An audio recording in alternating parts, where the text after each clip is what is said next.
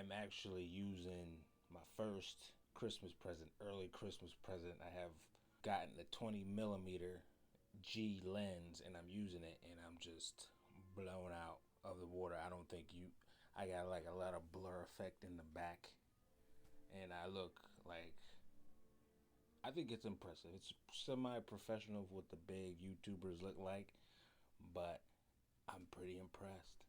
This lens, I actually picked it out myself. Got it for not even want to talk about it.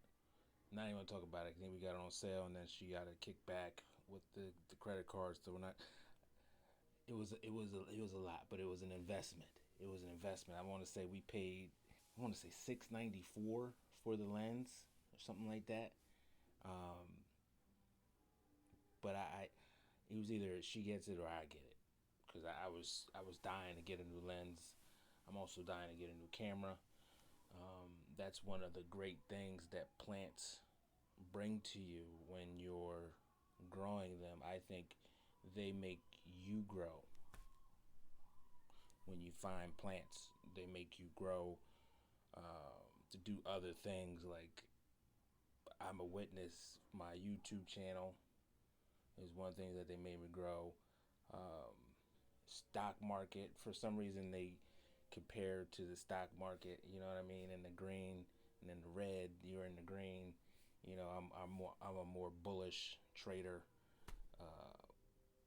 and I think that's what helps me also with the plants. They empower my entrepreneurial spirit, and I just couldn't be happier. I got a following. I got a lot of followers. Um, a lot of great people I've met along the way, like the YouTube community. I've met a lot of great people out of nowhere. I don't know how it's happened because I'm really, I guess if you really, probably if you first met people that know me, I'm kind of shy. I guess they would say I'm shy, but it is what it is. I'm here, you know. I'm on YouTube just showing you myself through my plants and what I do when I deal with my plants. And right now they're all blurred out because of all the bokeh. The bokeh. I had to ask my clean leaves. I didn't know what bokeh meant, but now I'm starting to learn photography and like the plants that's on YouTube, and YouTube helps me with the video creation. And now I got like a better lens, and I'm just rambling on because I'm super happy that I'm leveling up on my just I don't know my I wouldn't even call it a hobby because I'm really trying to take it there. I'm trying to be a photographer. Why not? Why not? Why not be a plant keeper, photographer? Because I used to take pictures. I take a bunch of pictures of my plants.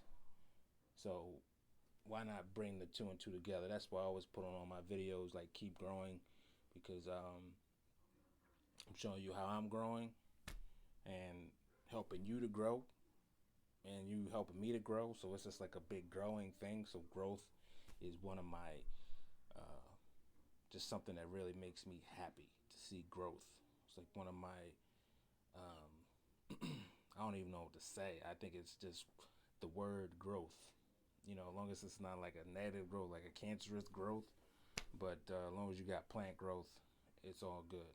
But anyway, I really just wanted to show you what was going on with my plant collection for right now. It's the beginning of December. I'm just trying to put this video out here. It's a Saturday. I'm sorry, it's a Sunday night.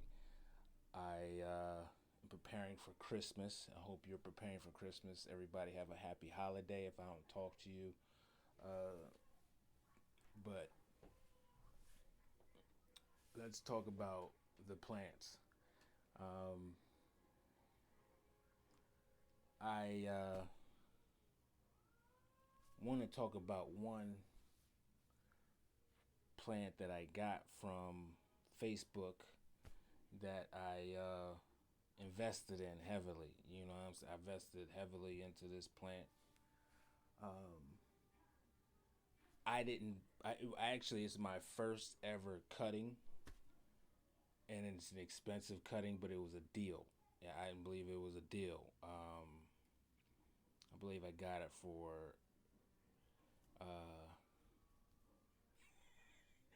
want to say $200. $200. It was $200 because of the variegation on it. Now, when you see it, you'll see why. Well, hope if you don't see why, then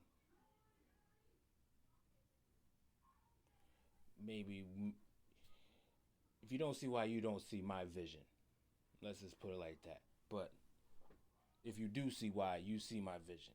So shout out to both people that don't see the vision and do see the vision, because everybody can't see your vision. You know what I'm saying? But let me show you. Let me show you what I got.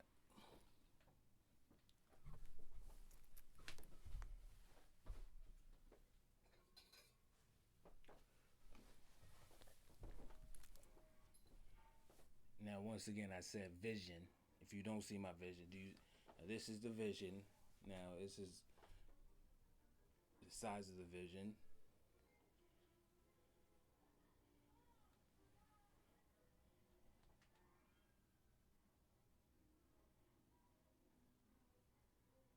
The vision.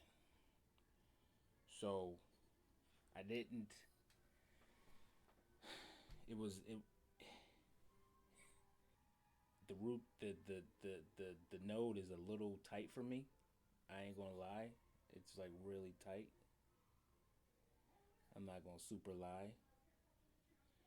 But the node, there's node in there. What do you guys think about that? I'm not even gonna talk about it. I'm just gonna just say, ask you guys, what do you think about this? What do you think about this? Leave your comments in the comment section below. Oh yeah, and also I really want to thank you guys for watching and spending your time watching me. Um, I really appreciate that. I just want to just add that I do appreciate you watching my channel on YouTube talking about plants. Just put it out there. Just I really respect that. But yeah, let me know what you think about this. Just gonna end it at that. Oh, by the way, I didn't even announce it. If you didn't even know what it was, it's a Florida Ghost, variegated Florida Ghost, heavily variegated Florida Ghost that I spent $200 on.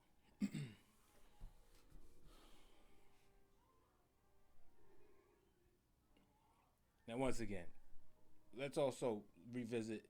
I mean, do you guys see the? If you don't see the vision, let me know in the comment section below. I would really respect everybody's opinion, but let me know if you see the vision. All right, next up to bat is once again I was just made a video about this not too long ago. The tricolor algonema that is now still unfurling. We got more unfurl action there. And we got some more unfurl action here. And it grew one more seed. Well, it was about to grow another flower, but I stopped it from flowering. I just didn't want it to die back. And I didn't have another plant. So maybe if I do get another plant, maybe I can try to grow some tricolor seeds. That's what the aim is. So I'm just making sure I'm just getting top growth. I may be dividing the two new shoots that are coming up right now. Maybe doing that later. That'll be fun just to do it, and just to film it. Of course, I'll film it just to let you guys know. But this is the tricolor algonema. Plant price for this one, I've seen them drop. I got this. I got this overseas for I believe $50, and I've seen it.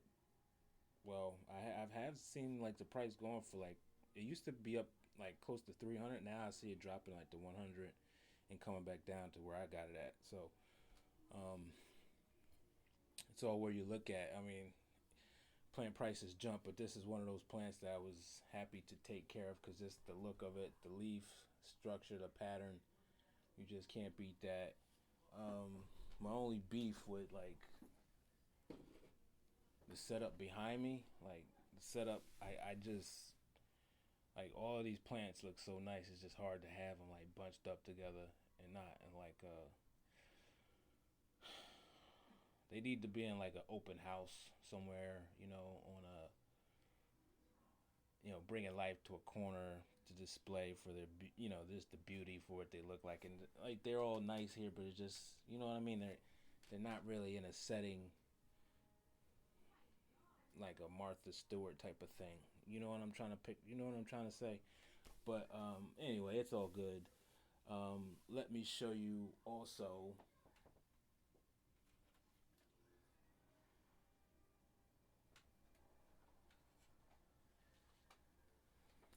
my other Florida ghost that I got off of Facebook also. Just got new growth here. I had to cut this off because it just wasn't looking right. But this being a new plant, it's growing pretty well. It's kind of bushy. Um, Not as big as that variegated one, but it's just nice to have the variegated one. I just always wanted one. I was just waiting for the prices to drop or see if I can catch a deal on one without just buying just like a little node for whatever, how many bucks they go for like chunks. Like I know the elbow sells for like a little piece of it, probably like 300 bucks. I got an elbow, what I'm about to show you right now, but this is my elbow, my new elbow, and it's super white. I've had it for quite some time. I just didn't show anybody. I have been investing quite heavily in these plants, just to see what's going to happen.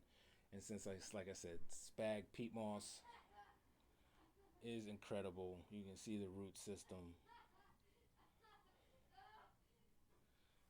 And I don't know if you hear that. That's probably my kid Kendall. But look at the variegation on the stem. This was like a great buy for me. I had to pick it up. I just had to grab it. This leaves not too variegated, but I got it because of the stem variegation. There's a lot of white on it.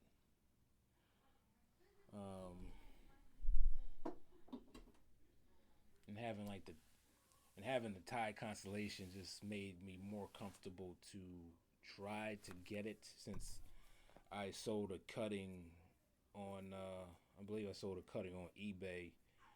Um, I made it. It was like a blessing on eBay. I ain't gonna lie. I'm not even gonna tell you how much I sold it for, but it went higher than what I expected. And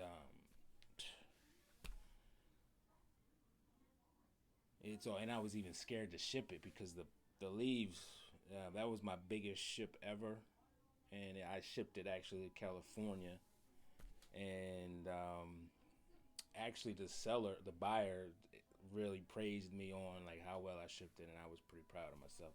I was just worried about some funny business. It's always things in the back of your mind that always wants to stop you from doing things, like negative thoughts.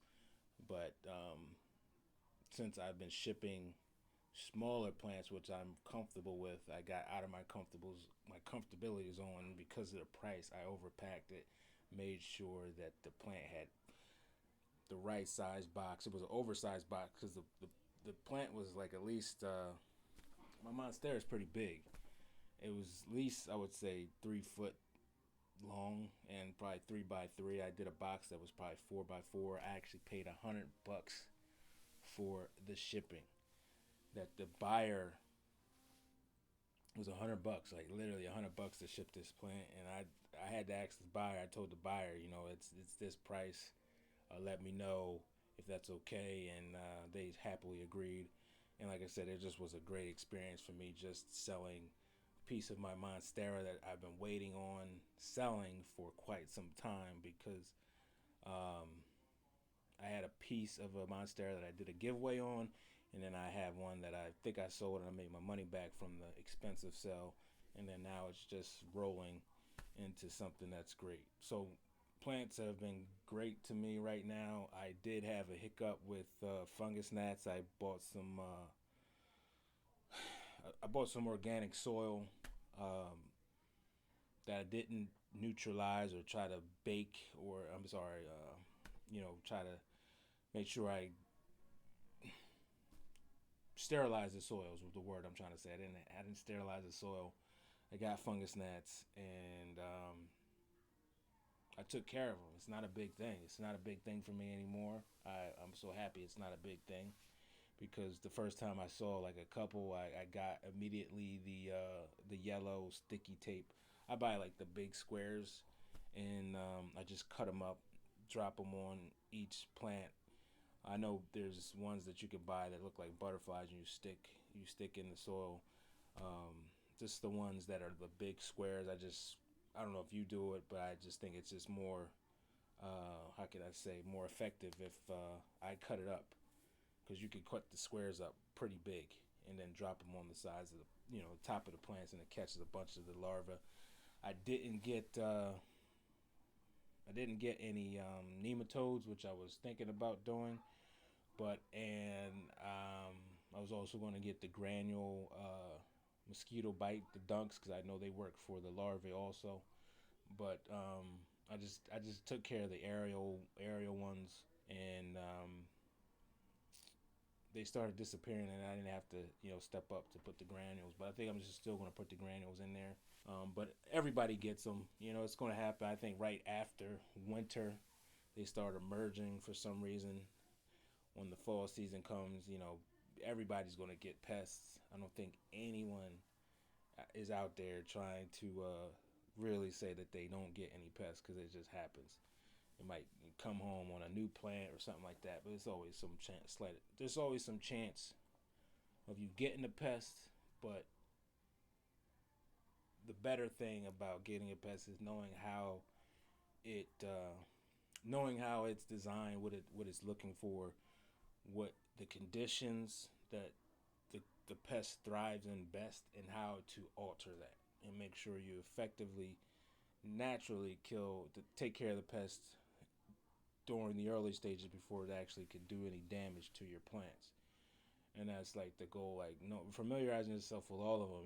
If I would say, if you haven't had any plants and you're just new to starting out with plants, I would familiarize yourself with all pests that people talk about: aphids, mealybugs, thrips, fungus gnats.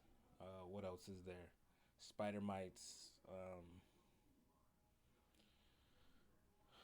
I don't know if there's any more. And then also signs of like deficiencies, things like that. Just do it over your leisure. I do it. I learn a lot during the shower. Um, but it's also, like I said, just prepare yourself for anything. It's better to be ready. It's ready. I'm sorry. It's better to stay ready, because if you stay ready, you ain't got to get ready. You know what I'm saying? Other than that, that was a few of my plants. I will just show you what the setup looks like. I'll probably just pan through the first and the second shelf. I have a lot of cuttings, some varicosums that I repotted up. My varicosums, I'm I kind of fell out of love with the varicosum. Then I fell back in love with it after I actually got one. I actually got a steal also on. I forgot where I got the varicosum at. It escapes me. But I divided it up a few times. Um, but I wanted to feel the leaves, because I just wasn't sure of how delicate they are. And then the redness. And I'll show you one that I got. Now I have like two more, but this is a cutting that how I was propagating it, the varicosums, and this is the second newest leaf. This leaf's gonna be a little better when it unfurls. Same with this one.